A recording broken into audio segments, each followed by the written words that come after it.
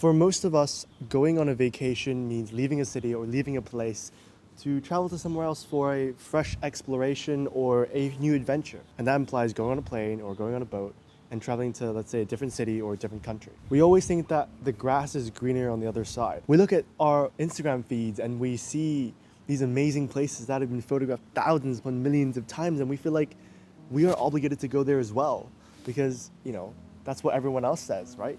But due to the crazy circumstances that we face right now, with the pandemic and the travel restrictions we face right now, we have to be forced to be creative and to look inside the place where we live and see the inner beauty of that place and try to find that same level of adventure and same level of exploration as we did if we were going on a trip abroad. We call this a staycation. And Hong Kong, despite its reputation of being a concrete jungle and a financial hub, I still think that Hong Kong suits every traveler there is out there. And let me explain why. I believe there are several types of travelers when they're out there.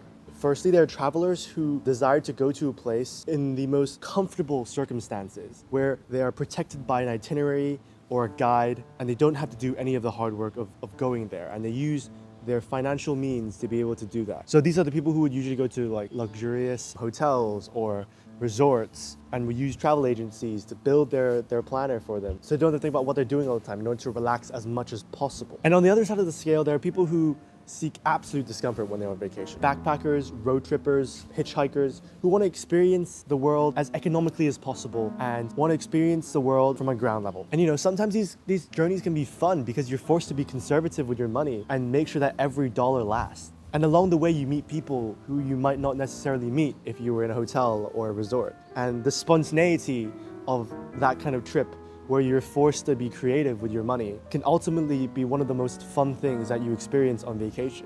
And a lot of people fear that. For most people, we are in a spectrum in the middle.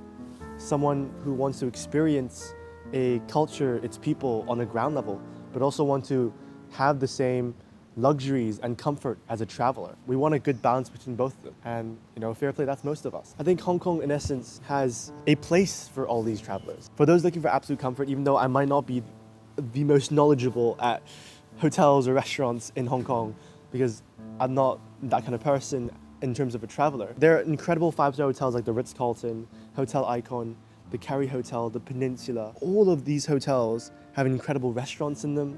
And also in and around Central and Tsim Sha Tsui, there is a lot of amazing restaurants, Michelin star restaurants that you can go to experience a very nice evening and have a really nice night and have a really nice time. Even the Peninsula has a helipad on their roof. That's freaking incredible. You can get a hotel room for around $400 and it can go up to around $12,000 depending on if you're getting a presidential suite or not. And that includes butler services, hot tubs, you name it.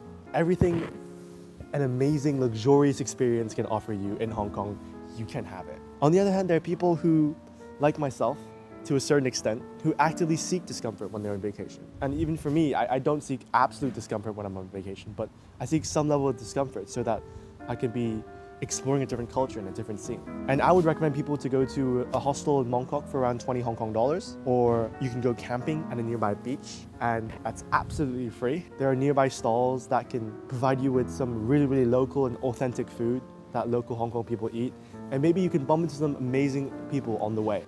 There are endless possibilities of what you can do in Hong Kong in terms of making the best staycation possible. But one thing I know for sure is that money doesn't solve your problems, and money doesn't give you the best trip ever.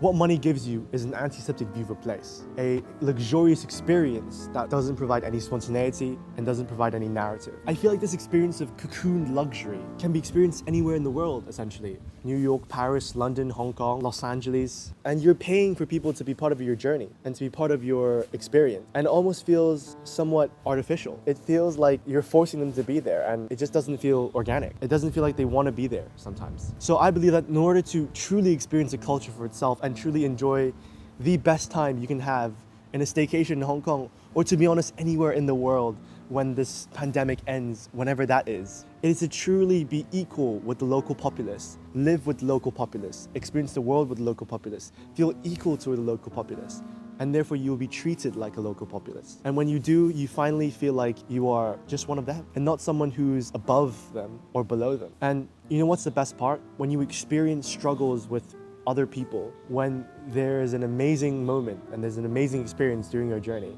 It is always better to feel joy when everyone else is around you is happier than if you were just happy by yourself. Although jumping feet first into a new experience like camping, for example, or living in a really cheap hostel in Hong Kong could be extremely daunting when you consider that maybe like 10 minutes away, you can live in a really nice hotel. But at the end of fear, there is always an amazing experience waiting for you where you can share joy, you can share your experiences with other people who are on the same level as you. I hope you guys liked that video, and I hope this video urges you to remove the feelings of fear and rationality when it comes to making a travel decision, and to really experience and challenge yourself to be outside your comfort zone and try to live in a hostel for $20 or living in a tent for nothing and living off scraps with other people that you might not know, because that's when you will truly be alive and be yourself, and that's when you truly will feel equal with everyone, and you finally might experience something that is different, and you might not have to constantly look outside for the most amazing trip ever,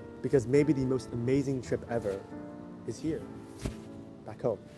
Please give this video a like, comment, and subscribe. Without further ado, peace.